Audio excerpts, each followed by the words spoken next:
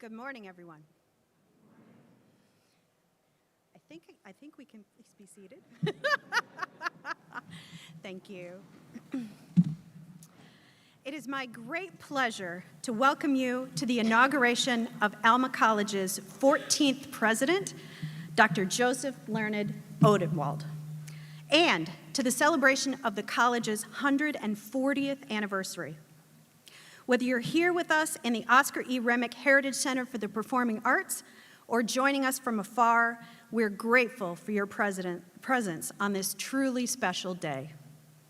My name is Erica Powers-Appelt, class of 1991, and I recently had the distinct honor of being installed as chair of the Alma College Board of Trustees, an honor I consider one of the greatest in my lifetime. It's especially meaningful for me to stand here today, having previously served as chair of the Presidential Search Committee. The search process was both thoughtful and thorough, grounded in a shared commitment to Alma College's mission to prepare graduates who think critically, serve generously, lead purposefully, and live responsibly as stewards of the world they bequeath to future generations. Throughout the search, one thing became abundantly clear. Dr. Odenwald is the right leader for this moment in Alma College's history. As I shared at the time, the search committee was deeply impressed by Dr. Odenwald's leadership experience serving higher education and learners across the state of Michigan.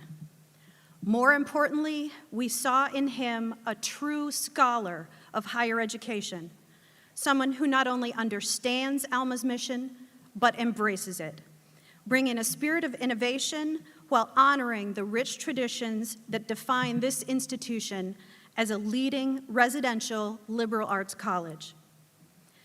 Today is not only about celebrating new leadership, but also about reaffirming the mission and values that have sustained Alma College for 140 years. Academic excellence, close and transformative relationships between students and faculty, and a learning environment that prepares students for meaningful lives of leadership and service. Dr. Odenwald, on behalf of the Board of Trustees of Alma College, it is my privilege to formally welcome you. We look forward to partnering with you in advancing Alma's mission and shaping its future. And we are confident that under your leadership, our beloved Alma College will not only survive, but thrive long into the future. Thank you all again for being a part of this important occasion. I now invite the Reverend Katrina Peckage-Bundy to offer the invocation.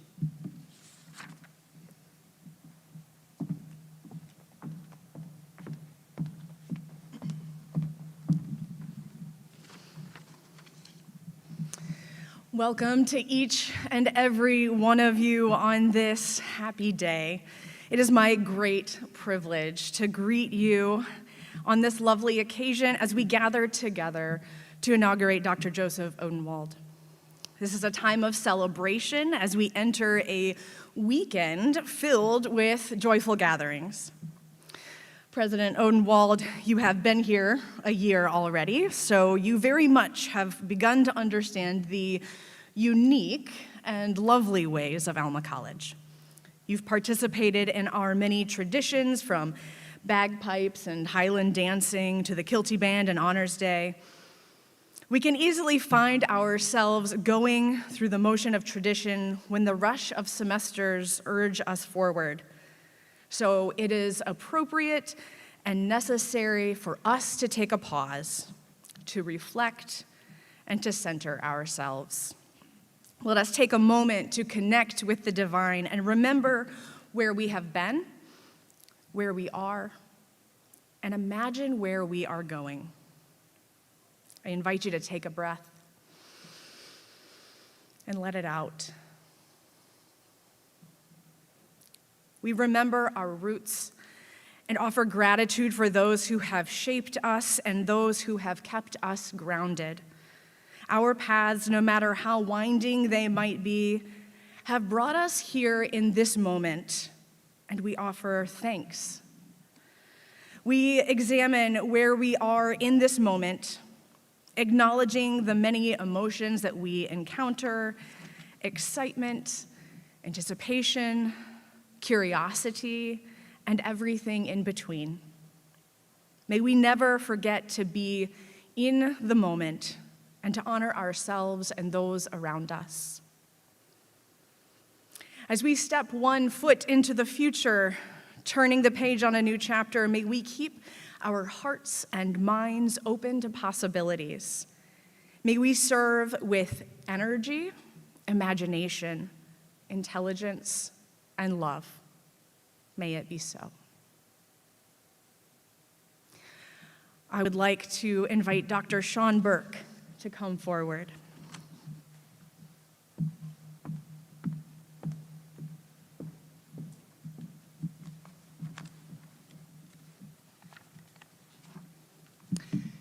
Good morning, everyone. My name is Dr. Sean Burke, and I am the Provost and Vice President for Academic Affairs at Alma College. Thank you for joining us on this special and momentous day. Maybe the technicians could turn the house lights back on for the next part. I am pleased to recognize the distinguished guests who have joined us for this occasion. If you are able, please stand as I recognize each group and remain standing until all have been introduced. I invite everybody else to hold your applause until the end. So first, members of the Alma College Board of Trustees. Institutional representatives, including Dr. Jim Turcott, Vice President and Special Assistant to the President from Mississippi College, the Reverend Dr. Melissa Lynn Allison, Presbytery Executive and Stated Clerk from the Presbytery of Detroit, Ms. Mary Dresser, 1978 graduate and current Vice President of the Alumni Association Board from Davidson College, Dr. Matt Vandenberg, President from Ohio Wesleyan University, the Reverend Dr. Andrew Palmerville, President from Louisville Presbyterian Theological Seminary, Dr. Neil McKinnon, President from Central Michigan University, Dr. Christopher Doherty, President from Madonna University, and Dr. Cameron Kahn, President from the Tennessee Independent Colleges and Universities Association. I invite elected officials to stand to be recognized, Alma College administrators, faculty and faculty emeriti, support staff, alumni, students, including those participating in today's performance groups, and our performers for this event, the Alma College Choir. Thank you all for being here.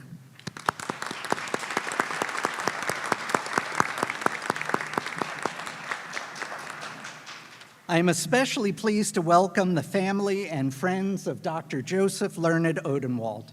We are honored to have you with us today. Would you please stand and receive our recognition?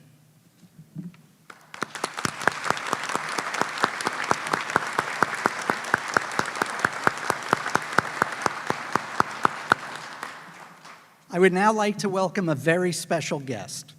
Although he is unable to be with us in person today due to responsibilities in Washington, D.C., he wished to share his thoughts and congratulations on this important day. Please join me in welcoming via video recording Class of 1980 graduate Senator Gary Peters.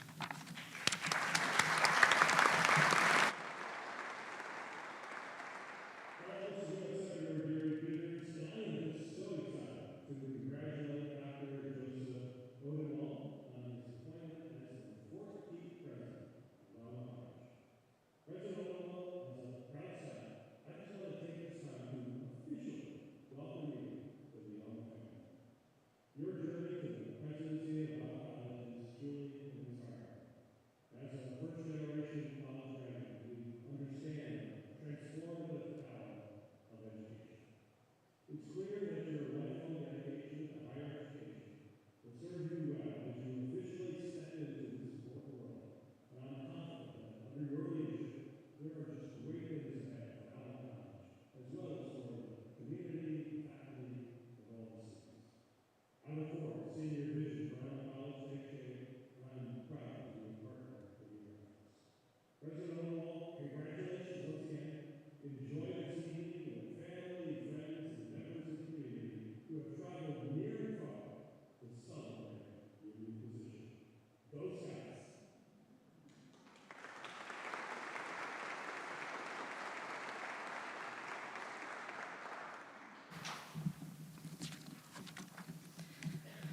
Good morning to members of the Alma College community, distinguished guests, alumni, students, faculty, and staff.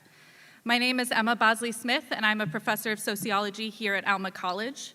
It is truly an honor to be with you all today at such a meaningful moment in our institution's history, the inauguration of President Joe Odenwald. Moments like this invite us to reflect not only on leadership, but on community.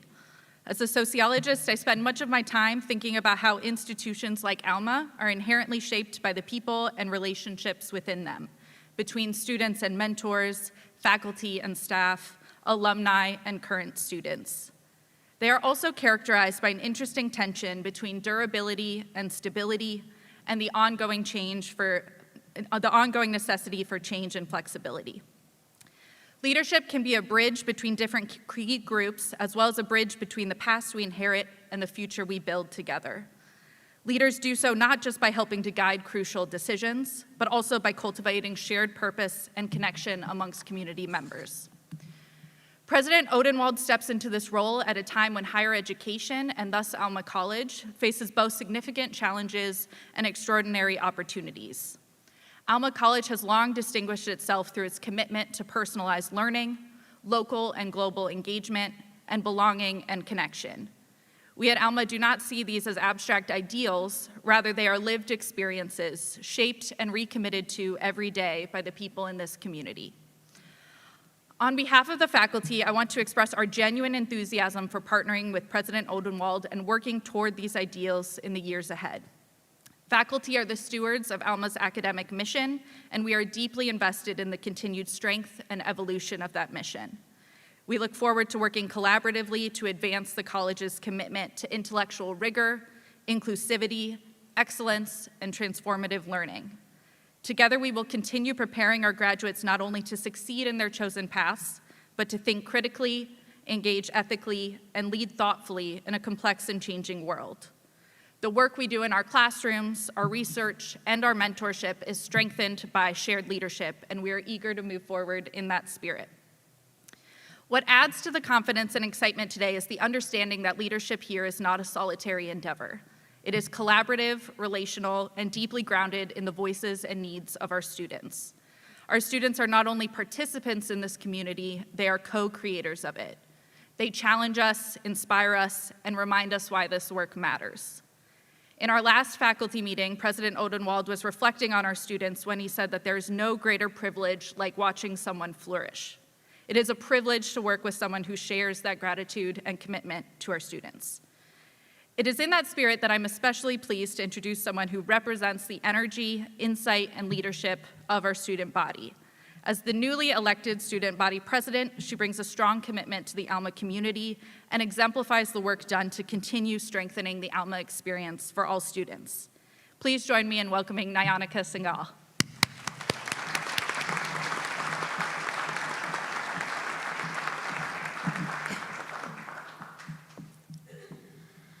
So, good morning, everyone.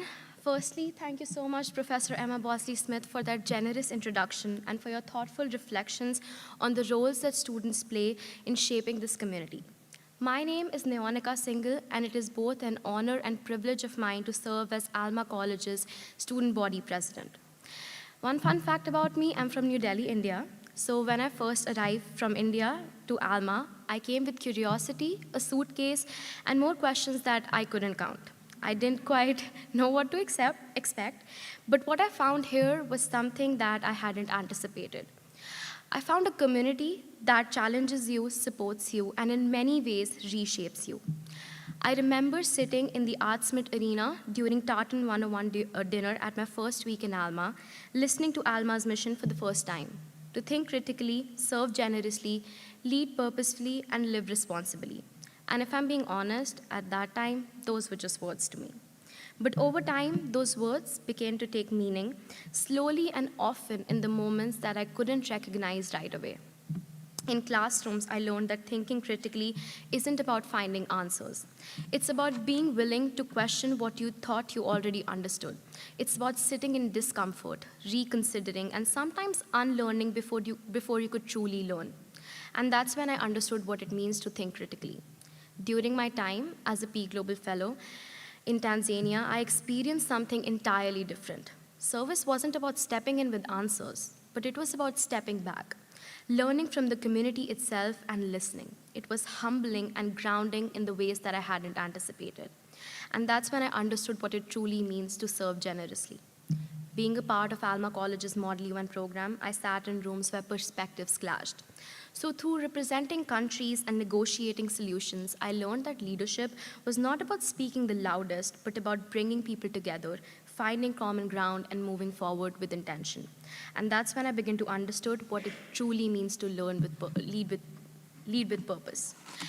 And as I stand here today, reflecting on all those moments in classrooms, conversations, and experiences across continents, I am still learning what it means to live responsibly, to recognize that the knowledge we gain, the leadership we practice, the service we offer, all come with the responsibility to something greater than ourselves. And somewhere along the way, those words stopped being part of the mission statement and became a part of who I am and how I see the world. And what makes this even more meaningful is when you see those same values reflected in our leadership. Whether in meetings over at Saga, strolling across campus, or traveling to New York City to support the Model UN team, and occasionally walking into student congress meetings with a Greek life shirt, President Joe embodies all of those values that Alma strives to instill in all the students. In both the big moments and small, he reflects what it means to think critically, serve generously, lead purposefully, and live responsibly. So on behalf of the student body, we are truly excited to welcome him as our new president, and more importantly, a member of the Alma family. Thank you again, Professor Emma Bosley-Smith, and thank you all for being here to mark this important moment for Alma College. It is now my pleasure to introduce the next speaker, President of Alumni Board, Amy Pratt. Thank you.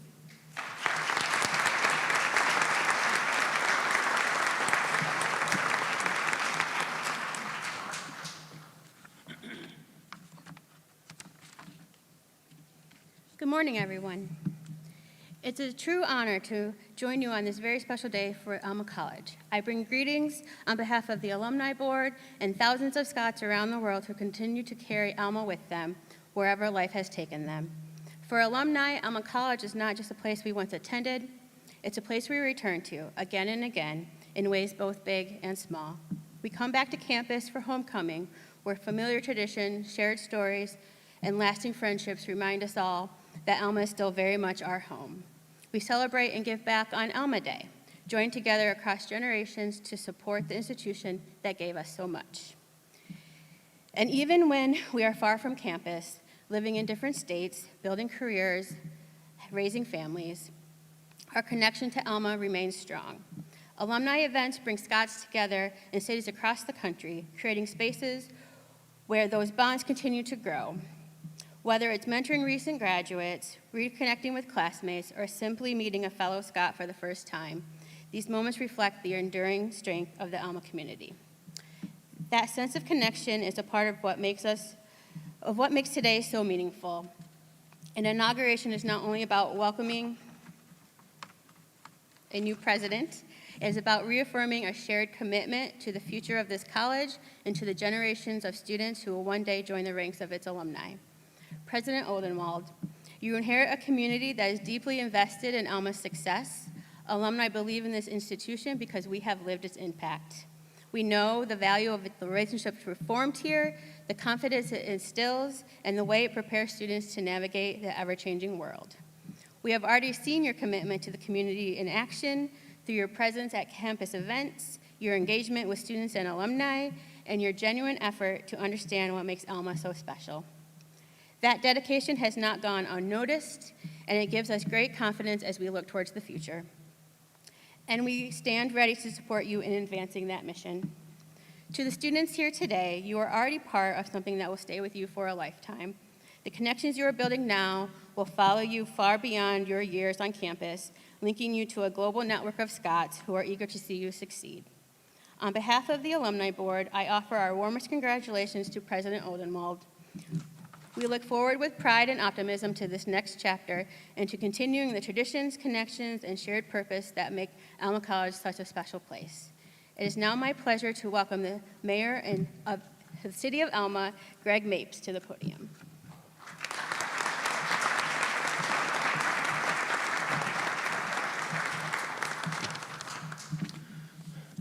Good morning, everyone, and thank you for that introduction, Amy. It is my pleasure to represent the City of Alma and to join in celebrating this important moment in the life of Alma College. On behalf of our entire community, I extend my congratulations and warmest welcome to President Joe Odenwald. The relationship between Alma College and the City of Alma is something we take pride in. It is not simply a matter of proximity, it is a true partnership, and those connections are visible in many meaningful ways. The college and the community grow stronger together, and it is a clear case of the whole being greater than the sum of the parts. One of the most impactful examples of this partnership is the Gateway to Gratiot and Beyond program. Through this initiative, students are connected with opportunities to volunteer, serve, and engage directly with the local community. Whether working with food insecurity, youth development, or environmental conservation, or any one of another programs, the students are making a tangible difference in the lives of Alma residents. At the same time, they gain a deep understanding of the communities they are part of, which is an experience that will stay with them long after graduation. We also see this spirit of connectivity reflected in the Wright Lapine Opera House.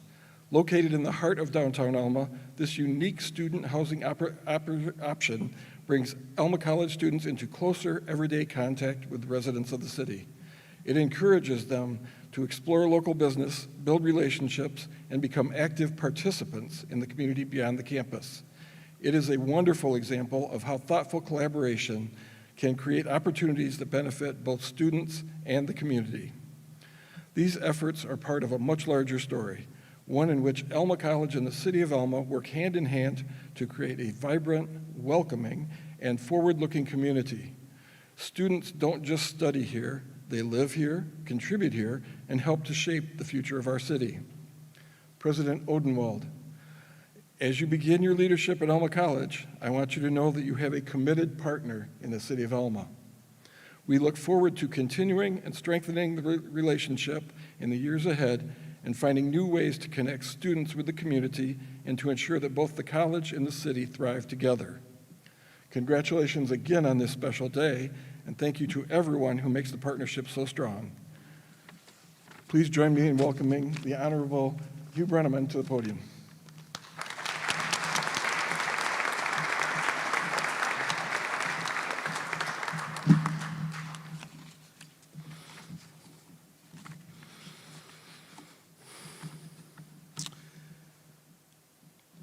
Congress declared war on Spain in April of 1898.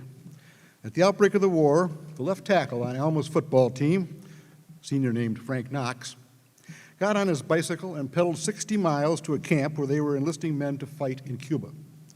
When he arrived, an officer asked him, well, are there any other boys at Alma College that want to join? Frank turned his bike around and rode back to the college, all in one day. Frank talked to his Zeta Sigma fraternity brothers, his football teammates, and returned with 15 more recruits. A short time later, Teddy Roosevelt personally swore Frank into the soon-to-be famous Rough Riders. Frank was issued a rifle, 2 sidearms, and a horse. Frank named the horse after President Brusky of Alma College. Frank stormed up San Juan Hill with Teddy and returned home a hero, with only a hole in his hat where a bullet had missed him. Frank became a crusading journalist, managing at one time all 27 newspapers owned by William Randolph Hearst. After failing to get the Republican nomination for president in 1936, Frank ran in the number 2 slot.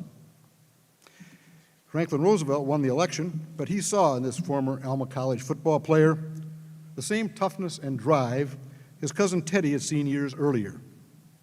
And he recruited Frank to be Secretary of the Navy as World War II approached. During that war, Alma was the first of 131 colleges to begin training future Navy officers on campus. This was due to Frank Knox. At one point, these officer candidates accounted for half the student body here and probably kept the college afloat. Frank supervised the massive buildup of the Navy to the point that when he died in 1944, American shipyards were launching a new warship every day. The lifetime impact of this son of Alma College was immeasurable. A century later, Senator Gary Peters, whom we just heard from, and a latter-day fraternity brother of Frank Knox, continues to impact our country every day that he goes to work. Well, it is a privilege to be here with all of you this morning and to be part of this wonderful tribute to Dr. Odenwald and just kind of bask in the reflected glory of the whole situation. Thank you so much. It's hard to appreciate the impact people from this small rural college have had over nearly a century and a half. Knox and Peters are great examples, but I don't need to tell this audience that Alma College has always punched above its weight. You know this better than I. You probably know, for example, how Hall of Fame coach Jesse Harper began to learn how to coach when he began at Alma College, the year football legalized the forward pass, and how Jesse developed the passing offense at Alma and later used it to put both Notre Dame and the forward pass on the map and change football forever, and how he would pass this offense along to his assistant, the young fellow named Newt Rockne, who became the greatest coach of the era, and how Jesse brought the academic requirements from Alma to Notre Dame, which famously remain. What an impact Jesse made. Well, the greatest impact of our college has probably come from all the people we have sent into the ministry over 140 years, and that was the original purpose of the school. Take, for example, how wide the influence was of just Tom, Mike, and Bill, three guys who happened to be at Alma College when I was. Tom Shaw was a Sig Tau, who would later serve for 20 years as the bishop of the Episcopal Diocese of Massachusetts. Mike Dunkelberger was a Teak. He became minister of People's Church in East Lansing, which had been started with the help of Alma's third president, Thomas Blaisdell, to put Presbyterians, Congregationalists, Baptists, and Methodists together in a single church to minister to the MSU campus. Quite a radical idea back then. Bill Beauchamp was a popular member of our faculty. He became a Catholic priest, helped run Notre Dame for a decade, and became president of the University of Portland. An Episcopalian bishop, an interdenominational Protestant, and a Catholic priest, all spreading the gospel. Not a bad day's work for a small Presbyterian school. Well, the impact of college presidents is undeniable. Today's gathering certainly bears witness to that. A number have passed through Alma. A generation after I was here, Andy and Matt arrived. The Reverend Dr. Andrew Pomerville followed Mike to People's Church and returned as our beloved chaplain before he was stolen away in a Tennessee Waltz type of moment, or perhaps it was a Kentucky Waltz, by the Louisville Theological Seminary, where he is now president. And Dr. Matt Vandenberg went to college with Andy. Now, I had gone to college with Matt's father, Rick, who was class president and one very smart individual. That apple did not fall far from the tree. Matt returned to Alma as vice president for advancement. I suspect he may have called on some of you. He became president of Presbyterian College in South Carolina and now holds that position at Ohio Wesleyan. There was also Alma's first English professor who became president of Kalamazoo College. And two Alma graduates, John Dunning and more recently Eric Blackhurst, have served as presidents of Alma College itself. Andy, Matt, and Eric, of course, are here today. And I need to mention Dr. William Boyd, who was dean of the faculty when I was here. He became president of Central Michigan and later the University of Oregon. I've always jokingly said that my fraternity, Delta Sigma Phi, now Zeta Sigma, bore more than a striking resemblance to the infamous Delta fraternity in the movie Animal House, which was filmed a decade after I graduated. What I didn't know until last week was that Animal House was filmed on the campus at Oregon with President Boyd's permission. He even let them use his office. Now I think I know who gave them the idea of choosing the name Delta, and we may have some copyright issues here. Well, the clock precludes me from highlighting the impact of teachers, business people, healthcare professionals, and so many others over the decades. This is a daunting time for small colleges and for society.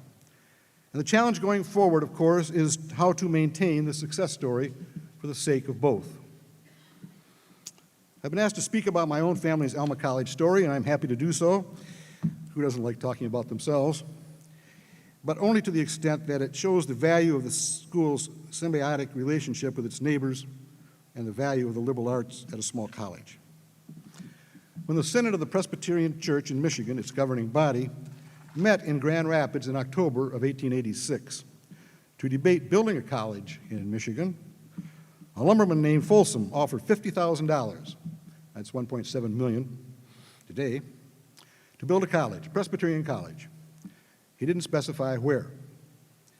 That decision was made when a successful Alma businessman simply outbid the other towns. Ammi Wright, also a lumber baron and perhaps the richest man in the state, offered two buildings, Old Main and Pioneer Hall, sitting on 30 acres on the west edge of Alma. Now, two members of the Synod at that meeting were August Brusky and William Hewitt. Brusky later became our longtime second president of Alma College and was twice its historian, the importance of which will become apparent.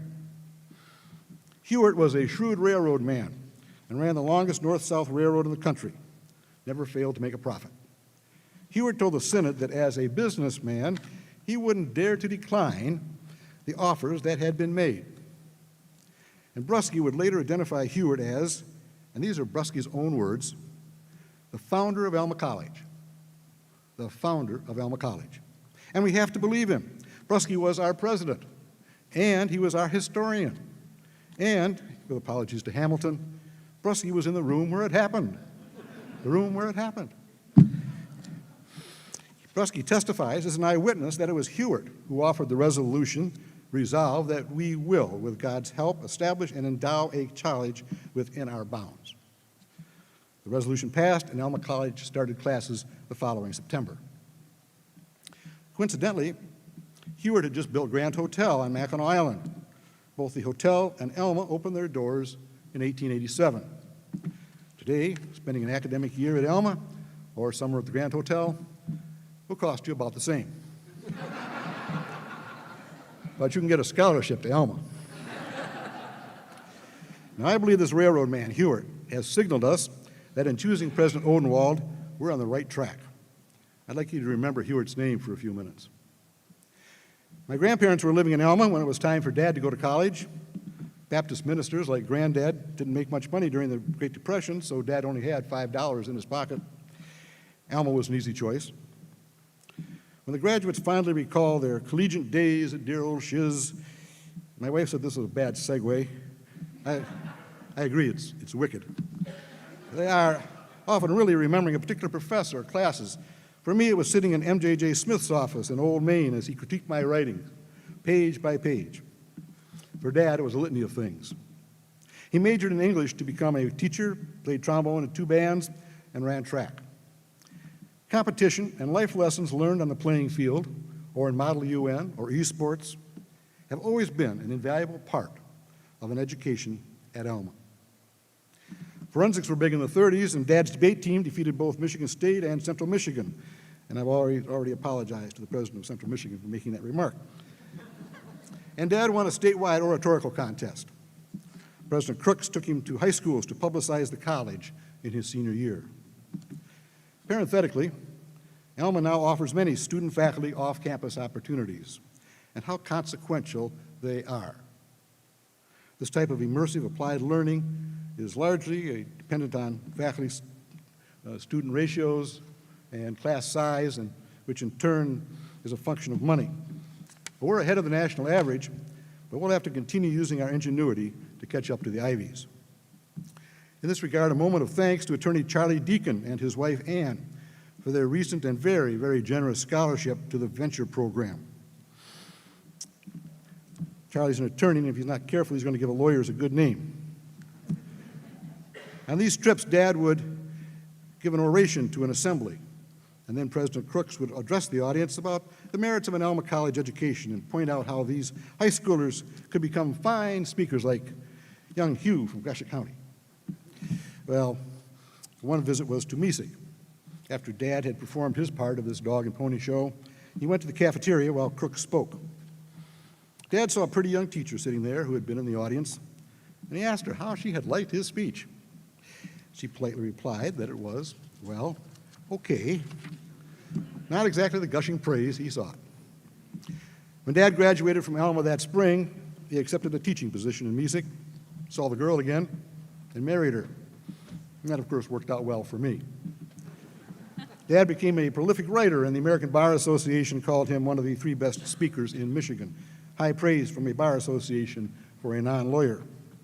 And Dad became a broadcaster. He began his career as the first radio announcer in Traverse City, Michigan, and ended it hosting TV shows in Detroit and Lansing for nearly 20 years. The college even invited him back as a professor of public speaking. When he had to decline, I missed out on free tuition. President Crooks also paid Dad in his senior year to be publicity manager for the college, sort of a Tim Rath in training. Dad started a monthly newsletter to reestablish relations with Presbyterian churches in Michigan and built a database of every student's activities in their hometown newspapers. When Frank Knox entered the 1936 presidential campaign, Dad, ever the organizer, launched the Alma College 100% for Knox Club. And when our football team went undefeated that year, Dad telegraphed the good news to a radio station. The station made special mention of the college's thrifty Scottish roots because Dad had sent the telegram collect at the station's expense. Well, it wasn't surprising that Dad would become a pioneer in the then budding field of public relations. He understood the art of communication, which he had learned at Alma. Skills Dad practiced here at Alma College bore fruit the rest of his life. Dad's dad also enrolled in Alma College, although he was already an ordained minister with 2 college degrees. I guess this made him a grad student. But Granddad attending classes at Alma was not unusual. People in Gratiot County had been taking extension courses at Alma College for a decade before Michigan State even began its statewide extension program. The benefits of our city-college ties have always been a two-way street, and they must be maintained, and in this regard, I adopt everything Mayor Mapes has said today. So that saves me a little bit of time talking to you. I'll just adopt it wholesale. Thank you. When the college struggled financially in the 1890s, the lumber barons rescued it more than once, hence the pine bough on Arceo that you see in your program. In the 1950s, my uncle and other city fathers organized the Greater Gratiot Community Fund Drive for Alma College, which continued for decades. Dr. Swanson reciprocated with his famous pancake breakfast for city leaders. And when the city's fortunes have fluctuated, the college has always been a reassuring presence.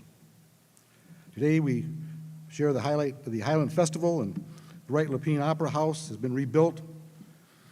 And with our latest challenge of decreasing student demographics, hopefully students in Gratiot, Isabel, and Montcalm counties will avail themselves of the new Tartan Edge scholarships. As we begin a new chapter, I believe my granddad, the lifelong learner, is still roaming our campus. And this time he's looking for the Community AI Resource Center, where he can take an AI survey class and drink from the fire hose of information coming out about AI. I share Granddad's opinion about AI. It's increasingly prevalent in so many fields today, from medicine to sustainable agriculture to teaching to engineering. It must be a meaningful part of our curriculum. In my opinion, AI is to our future what the forward pass was to football, game-changing and irreversible. Graduating students will need it, college applicants will demand it, and nobody wants them to go to Grand Valley or Albion to find it. Well, there are other ways to attract students, too. I know that my father, both my grandfathers, and Frank Knox, and Jerry Ford, for that matter, all went to college. They were all able to go to college despite not having any money, because they were each told they could work their way through school. That all turned out pretty well. I hope Alma College will always be home to such kids. One final thought. I am convinced that the universe chose Dr. Odenwald to lead us even before the college was founded, and I believe I can prove it. Do you recall me mentioning William Heward a few minutes ago? The man that President Brusky called the founder of Alma College. Well, before Heward persuaded the Synod to adopt Alma as the city for its new college, Heward had built himself a home 7 years earlier. It was a large estate in Florida. He traveled to it in his private railroad car each winter, and he gave his estate a name. The future founder of Alma College called his home Odenwald. He called it Odenwald. Well, it's time to cue the Twilight Zone music and for me to step aside. President Odenwald, congratulations. We all look forward to working with you. Thank you.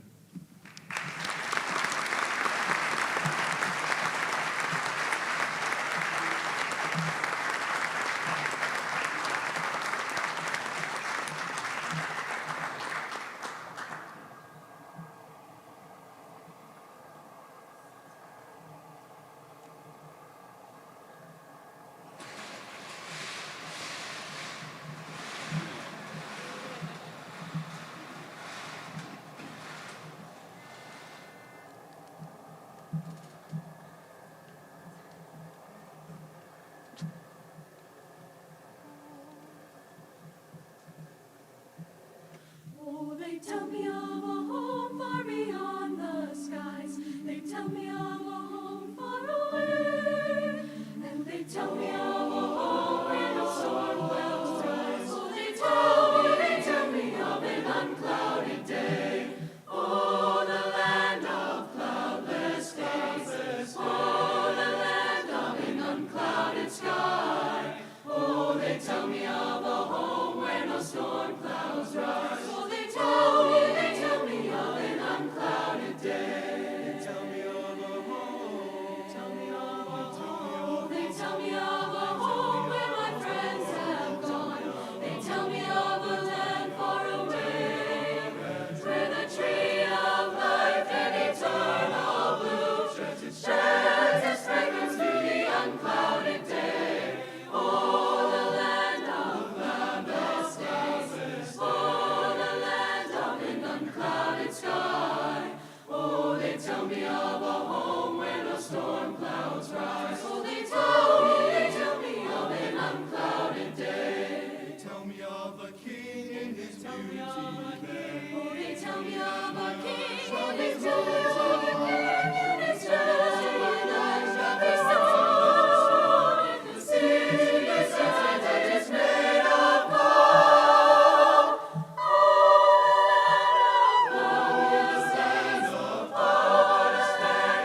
Unclouded sky.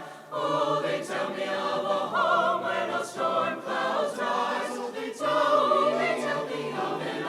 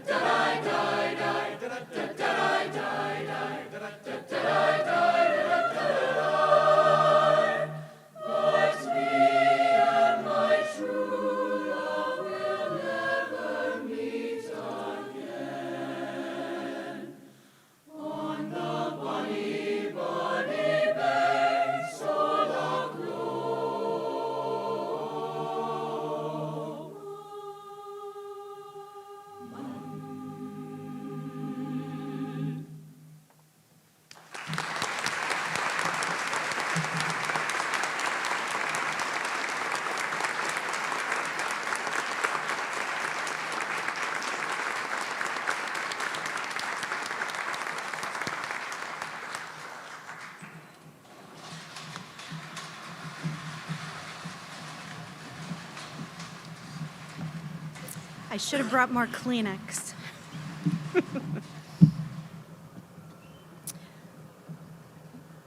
Dr. Joseph Learned Odenwald, you have arrived at Alma College at a time of great opportunity and challenge. 13 presidents have preceded you during the 140-year history of this college. These 13 presidents collectively have established a great tradition of strong leadership and outstanding service to Alma College. Dr. Odenwald, much is expected of you, and we trust that you and members of this academic community will accomplish much during your time as president. On behalf of the Board of Trustees, I invest you with the office of President of Alma College with all the rights and responsibilities thereof. We are pleased to have with us today Alma College's 12th president, Dr. Sandra Tracy, and interim president, Eric Blackhurst. Dr. Tracy and Mr. Blackhurst, please come forward with the presidential medallion.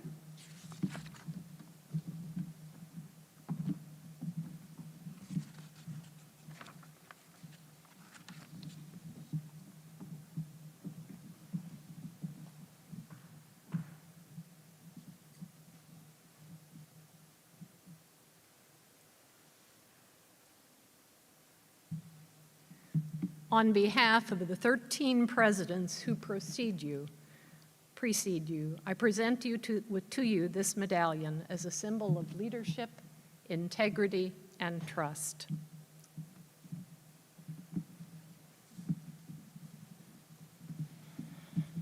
Dr. Joe, may you serve with distinction and tirelessly as you work to fulfill the mission of Alma College. Congratulations.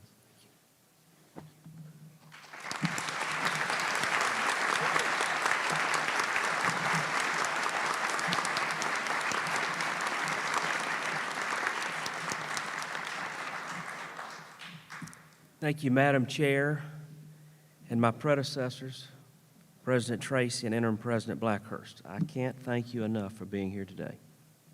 Please give them a hand for their service.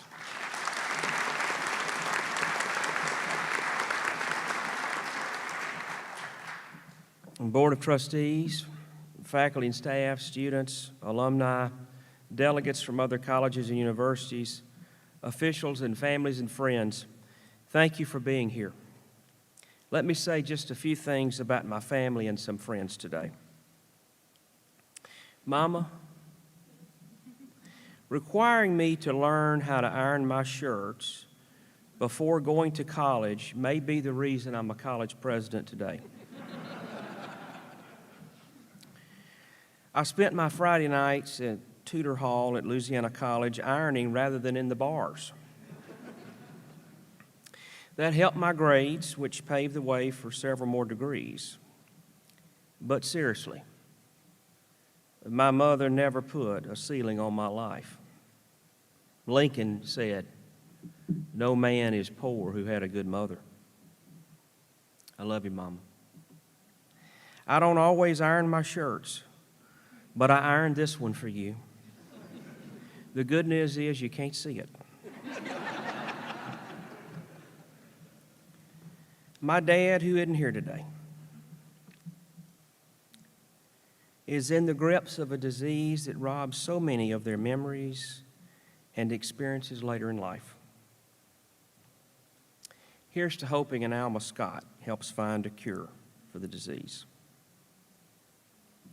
My in-laws, who I love, and whose support of Laura and me through 3 moves and 2 job changes has been beyond generous. Thank you. Laura, who I met at LSU. Our love sprang forth in a dysfunctional higher education situation. There shouldn't be any laughing about that. It's a true story. I first saw Laura, I had not been at the college very long. I was an assistant dean and under dean. And we were summoned by the provost to come to a performance review session about the college dean. It was a very awkward meeting. The person in Sean's position was sidestepping questions. And as we exited, I asked Vicki Hannon, who was my assistant, who in the world is that? We've had a dozen years together, all better because of you. I love you. No way we're here without you. Dr. Jill Biden told President Biden after his vice presidential service no when he was offered several college presidencies. She said, those jobs are about food and parking. There's no way we're doing that. This is an all-consuming job. And I'm grateful for all the support, encouragement, and strategic advice you give me. Joseph Franklin, who is sitting up here so well today, our only child, your curiosity and love of learning is why I'm so glad we can call this college home. We want to give the best to our kids. What I believe in my heart is the best you can give your children is an education. And to be able for him to grow up here is my very best. I love you, buddy. Brent Brewer, who was my chief of staff and then my vice president of enrollment and then my VP of strategy at Southwestern, is here today somewhere in the back. I don't know. The scripture says there's one that sticks closer than a brother. Thanks for being here today and continuing the good work we began there. Also, I think you'd look a lot better in maroon. Dr. Jim Turcotte, who gave me my first job at Mississippi College. Thank you for being here today. His wife, Jenny, is here too. We had dinner with them last night. Jim taught me so much. It hurt me to leave that place a dozen years ago and go somewhere else. But as the other scripture says, God meant it for good. Dr. Cameron Kahn, who was my first co-worker. We shared a tiny suite on the second floor of Nelson Hall for 3 years. She was in charge of the sororities and fraternities, and I was in charge of discipline.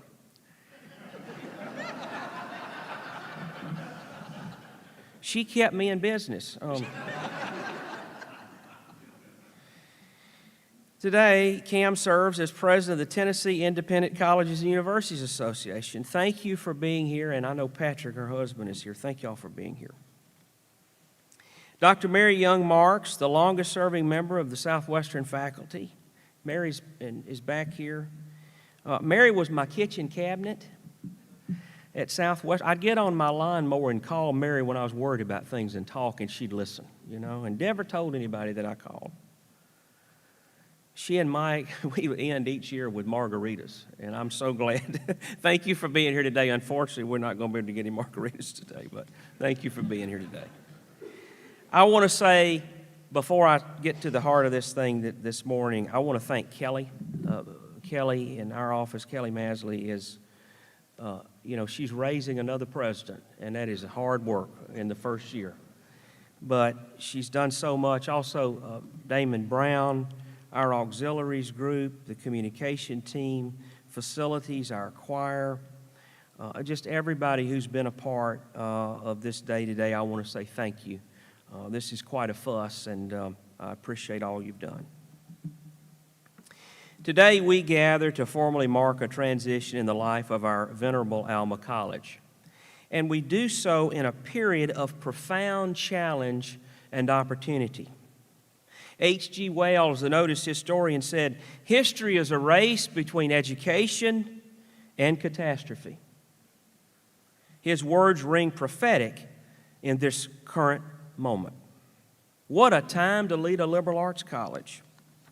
Daily we are bombarded with messages that our model of education and many others will be wiped out by artificial intelligence. Our name turns some off because they presume we indoctrinate rather than educate. More on this later.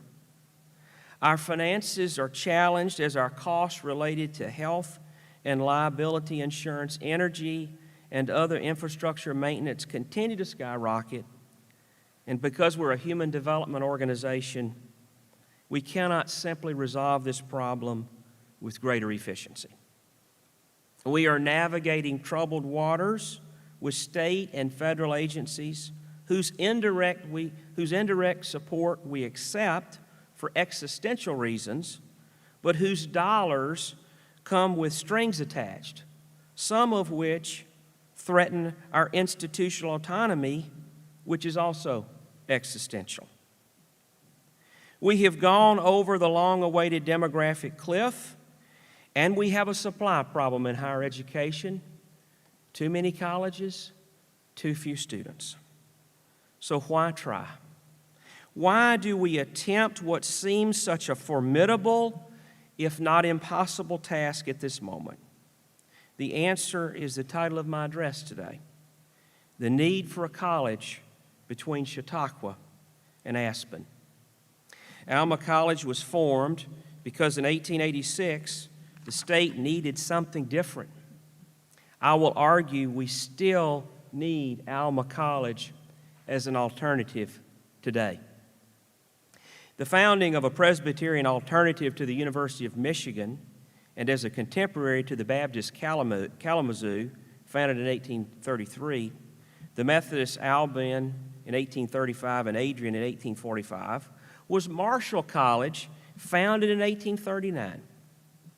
Sadly, the college lasted but a few years, a victim of macroeconomics and leadership instability. Within our bounds, the college's centennial history summarizes the founders' reasons for trying again in 1886. Something in addition to what was being offered in Ann Arbor was needed. Although the university was long on knowledge, it was short on religion and morality. Their words, not mine. But the founders stopped well short of sectarianism. We disavow all intention to teach sectarianism in any of its forms or features. We should consider it far below the dignity and nobleness of our aim. What they proffered was a college of intellectual and spiritual nourishment. We want a college of high literary and scientific character, furnishing excellent educational advantages in all departments. We want it to be an institution where eminent scholarship may be attained. We want it to be an institution which shall have no sympathy with the prevalent tendency of our day to make intellectual culture to the entire neglect of the spiritual man, the sum total of education. Our 10th president, Oscar E. Remick, whose building we now occupy and whose presidency coincided with the college's centennial, regularly spoke of an Alma education as a tale of two cities, Athens and Jerusalem. In a 1982 address to the Board of Trustees at a retreat in Hidden Valley, he spoke of Jerusalem as a symbol of humankind's limits, our need for values and grace. Think religion. Athens, on the other hand, symbolizes humankind's capacity and ability to obtain high intellect. Think Renaissance, Enlightenment. For President Remick, essential for Alma was the blending of these opposing worlds. In an earlier address titled Higher Education Challenge to the Church, he answered the question, where do we go from here this way? I believe it's time to reaffirm our commitment to an earlier version of the liberal arts education, excellence both moral and intellectual. With apologies to none, we affirm the relevance of the best minds and the most creative geniuses of the past to our day, convinced that the example and inspiration of these persons are the force and resource of the kind of development that we feel humankind needs for this approaching new century. We also state for all to hear our commitment to the ideals and values which have been provided us through biblical faith. This does not mean that we educate to convert people of the world to this particular heritage. Rather, we daringly believe that this heritage of ours has given us the power, the resource, and above all, the liberating, freeing experience which makes it possible for us to be nurtured in this tradition and thereby able to embrace the whole world of God's creation. What President Remick was calling for was holistic education, to develop more than the mind. Alma College sits geographically between, though not equally between, Chautauqua, New York, and Aspen, Colorado. The former became famous for its annual gatherings, begun in 1874 by John Vincent and Lewis Miller. It was originally designed for the training of Sunday school teachers, but quickly expanded to thousands of gatherings across the country, the majority right here in the Midwest, and reading circles that would continue to meet year-round. The reading lists and lectures touch science, astrology, history, and philosophy. During its heyday from the 1870s to the 1920s, speakers discussed the issues of the time, ranging from economics to suffrage. The movement was more andragogy or adult education than what we do here, but its commitment to lifelong learning is much akin to what we believe about a college education, that education is not a means unto an end. Our own President Remick served as the institution's 13th president in the mid-70s. Chautauqua was not perfect. It failed as a movement, in addition to practical problems, for its inability to expand to a culturally diverse audience. On the other side, there's Aspen, a resort town that took off in the 1970s, 100 years after the Chautauqua movement got its start. Walter Pepke founded the Aspen Institute in 1949. For the past 20 years, the Institute has held an Ideas Festival in Aspen. Geographically, spiritually, and socially, we are closer to Chautauqua than we are Aspen. At its height, Chautauqua was an egalitarian movement. It was about taking ideas to people where they were, even people in rural areas. Aspen has always been a little more exclusive. It's fair to say that both today are largely for the moneyed, connected, and already educated. In this cultural moment, we operate a college between Chautauqua and Aspen, a college that has been tempted to look further east or west for students rather than those closest to us. Geography, our location in the middle of the mitten, was a reason for our founding. Lack of colleges was noted in the 1886 report. All our colleges, as well as the university, are in the southern part of the state, leaving a territory of about 200 miles square with no institutions of learning above public school. We've also been tempted to abandon the core of what we do here, the liberal arts, to be something else. The lure to be more like the state universities, which have their purpose, President McKinnon. Of late, to consider innovating the bachelor's degree to be 3 years instead of 4. Reduction's a better word than innovation. And of course, there's the contemporary but perennial question about what jobs our degrees lead directly to after graduation. Again, the words of the prophet and former President Remick ring true.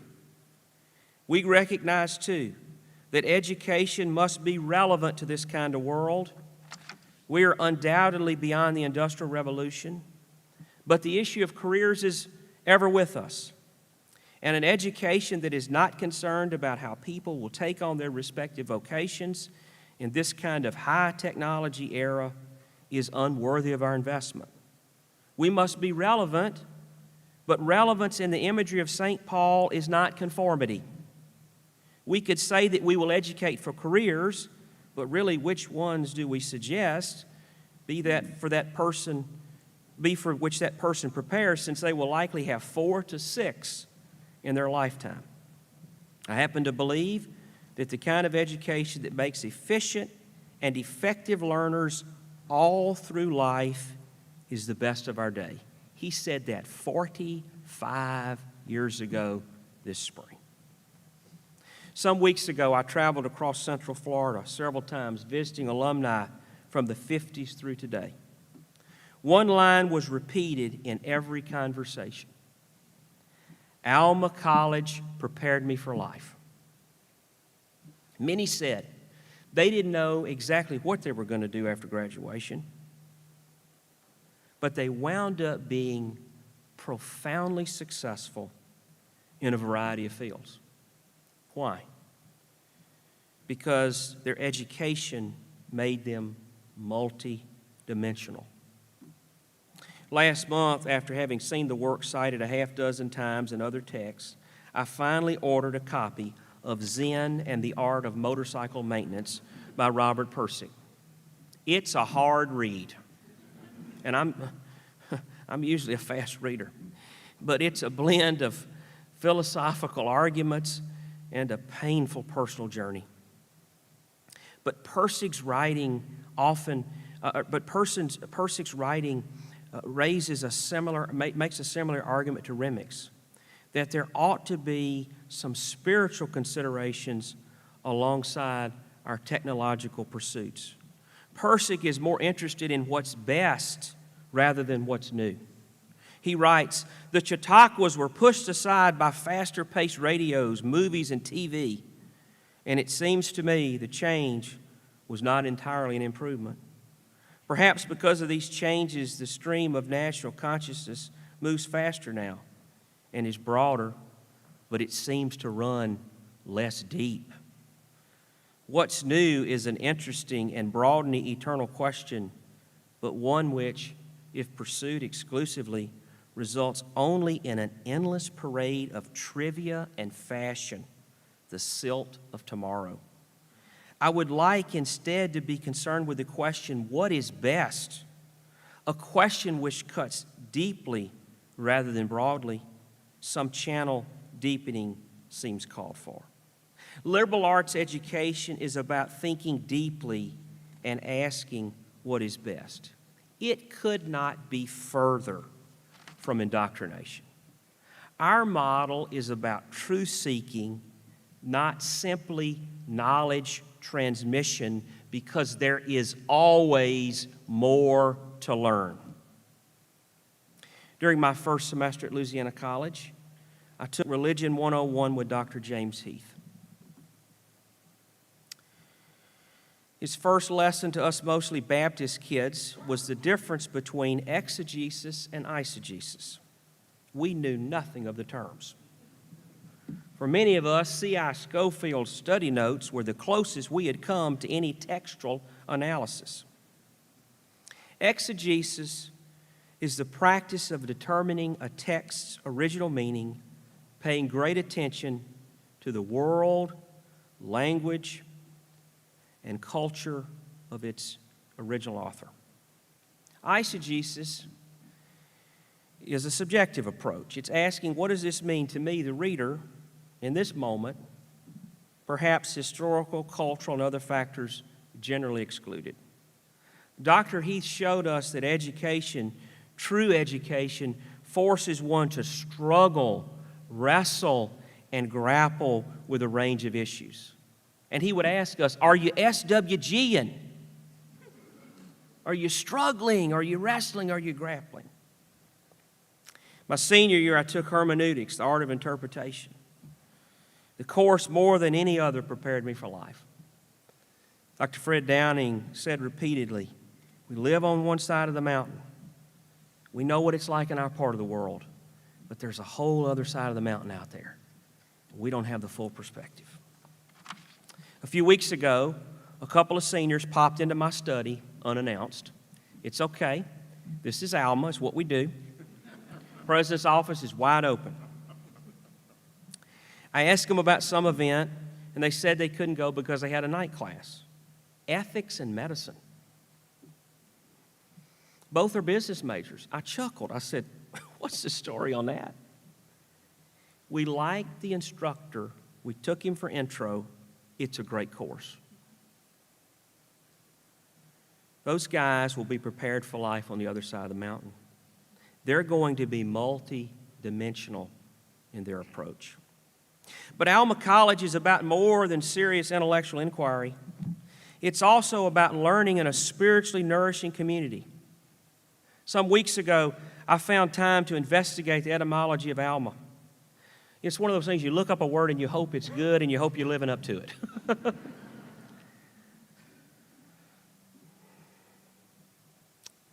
I was delighted with what I found. In Latin, almus means kind, fostering, and nurturing. In Spanish, it means soul or spirit. This is a nurturing place, a college with a soul, a college with a spirit. It's why we must insist upon learning primarily in this community so that Scots can be thoroughly nurtured. We've recently updated our strategic directions, including updating our strategy statement. This isn't our public mission statement. It's just an internal reminder of what we're trying to do here. And this is how it reads. To sustain a primarily residential college by offering an interdisciplinary education to serious students, those who want to learn, who value a personalized experience, who want to be known through relevant academic and extracurricular opportunities. What we are trying to do here is congruent with the aim of our founders. This college in the middle of Michigan, between Chautauqua and Aspen, as it nears its 140th year of operation, is still attempting something different for those serious students who want to be known in this community of our nurturing scholars. Let's turn again to the founding resolutions. We want a college of high literary and scientific character, furnishing excellent educational advantages in all departments. We want it to be an institution where eminent scholarship may be attained. We want it to be an institution which shall have no sympathy with the prevalent tendency of our day to make intellectual culture to the entire neglect of the spiritual man, the sum total of education. Then I want to do a little exegesis just for a minute on the founding resolution that my good friend Hugh shared that they made in 1886. We will, with God's help, establish and endow a college within our bounds. Let's break that down. What's the first word there? We. Their perception of that was it's going to take more than one person. It's going to be a collective effort. The second word there is will. They didn't say we might establish a college. They didn't say we might endow a college. They said we will. Next, they invoked God's help. They said with God's help. They realized the Herculean task before them at starting a new college. And then they had a phrase at the end, within our bounds. There was a recognition there that this would be a college deliberate in its purpose. This is the different component. It's different at Alma. This is what differentiates us from all the other places. I want to offer to you this morning in closing a modern version of that. We will. Number one, we. This is going to take a collaborative effort to sustain a college in this moment. We've talked about all those challenges today. It's not just going to be edicts from the president. It's going to be the full participation of this community. And let me say that I still want to use the word will. It's hard to be confident in this moment. But as I walked between events yesterday, I thought, we have to believe that. We have to say, there's no other way. The work is too important. The mission is too important. We will. And we are going to need God's help, whatever that means for you. But we are going to need something bigger than ourselves. The power of us working, however you want to describe it. but we will have a college within our bounds between Chautauqua and Aspen. As the motto says, in nomine Dei, amen. In the name of God, amen. Thank you.